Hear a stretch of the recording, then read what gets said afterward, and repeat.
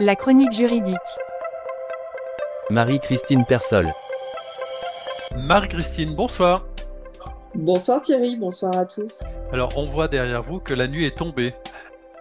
La nuit est tombée, je manque de temps pour enregistrer dans la journée, donc c'est le soir cette semaine. Voilà. Et nous allons parler aujourd'hui de licenciement et de licenciement pour faute grave. La situation pratique pour commencer. Eh bien, un ami m'indique qu'un licenciement pour faute grave vient d'être prononcé à son encontre, et bien entendu, il s'interroge sur la qualification et nécessairement sur les conséquences. Alors, quels sont les types de licenciements? Alors tout d'abord, il faut préciser que le licenciement est un mode de rupture du contrat de travail à l'initiative de l'employeur. Dans les différents types de licenciement, concrètement, le salarié a des obligations dans le cadre de son contrat et lorsque ces obligations ne sont pas respectées, on va pouvoir le sanctionner pour faute. Cette faute, suivant sa gravité, pourra être qualifiée de faute simple, grave ou lourde. On entend souvent parler de faute grave, mais qu'est-ce qu'une faute grave? Là, en la matière, c'est la jurisprudence qui a établi la définition. Il s'agit d'un fait ou d'un ensemble de faits imputables au salarié qui constitue une violation des obligations résultant du contrat de travail ou des relations de travail, violation de ces obligations d'une importance telle qu'elle va rendre impossible le maintien du salarié dans l'entreprise pendant la durée du préavis. Concrètement, la faute est d'une telle gravité que le salarié ne peut pas rester une minute de plus au sein de l'entreprise. Alors, on parle aussi de faute lourde. Qu'est-ce qu'une faute lourde? La faute lourde, il s'agit là d'une faute d'une gravité considérable qui dénote, pour la distinguer de la faute grave, l'intention de nuire à l'employeur de la part de son salarié. Comme la faute grave, elle va rendre impossible le maintien du salarié dans l'entreprise. Et c'est donc cette intention de nuire qui va permettre de distinguer la faute grave de la faute lourde. Pour la faute lourde, on aura nécessairement cette intention de nuire. À défaut, il ne s'agirait que d'une faute grave. Alors, on a vraiment besoin d'un éclairage. Pouvez-vous nous donner des exemples de fautes graves et de fautes lourdes avec des exemples? Ça va être parlant tout de suite, je pense. Alors, il n'y a pas de principe général. C'est l'employeur qui va déterminer si les faits peuvent être considérés comme suffisamment graves pour empêcher le maintien du salarié au sein de l'entreprise. Et puis ensuite, ce sera à l'appréciation des juges.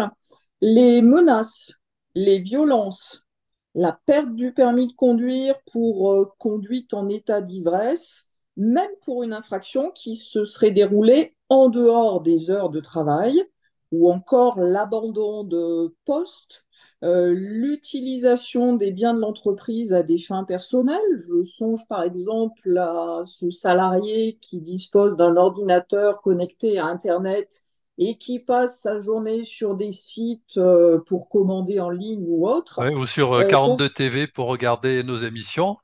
ah ben tout à Ben fait. oui, il n'a pas le droit.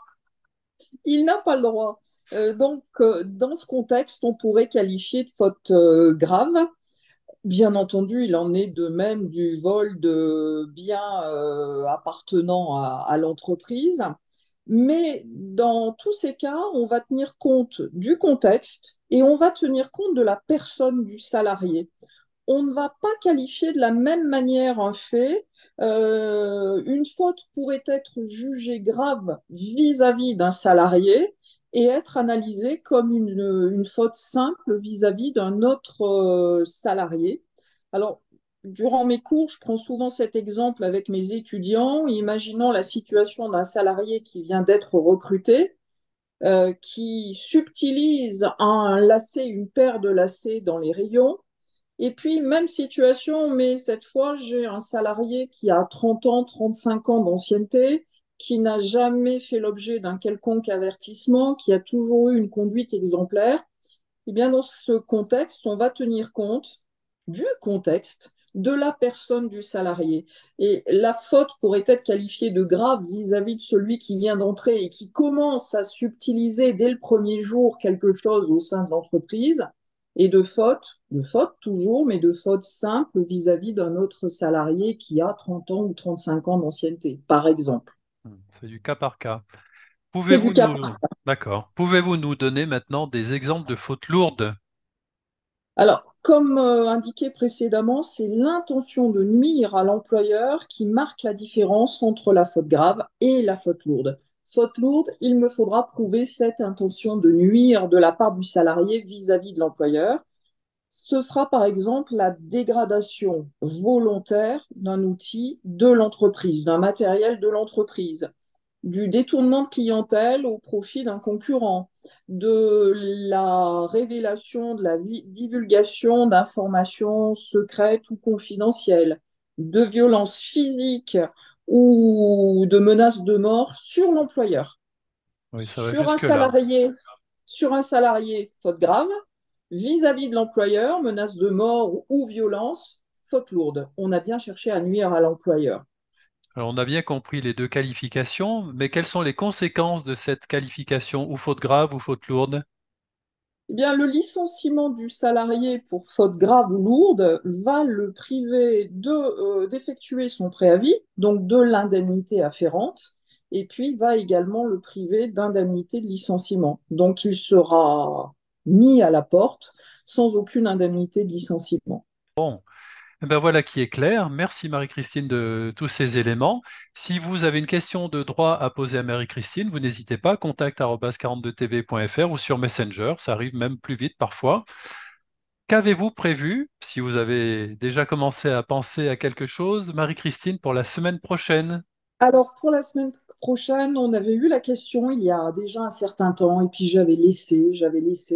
Ce sera le délai de récupération des points sur le permis de conduire en cas d'infraction. Quel est ce délai? Comment puis-je être sanctionné suivant que j'ai un permis ou un permis probatoire? Donc, j'envisageais d'étudier ceci. Vous avez vos 12 points, Marie-Christine? Je vous sens du bois. Pour l'instant, oui. Moi aussi, on va toucher du bois aussi. Voilà, nous vous souhaitons une bonne semaine. Bonne semaine, Thierry. Bonne semaine à tous. À la semaine prochaine.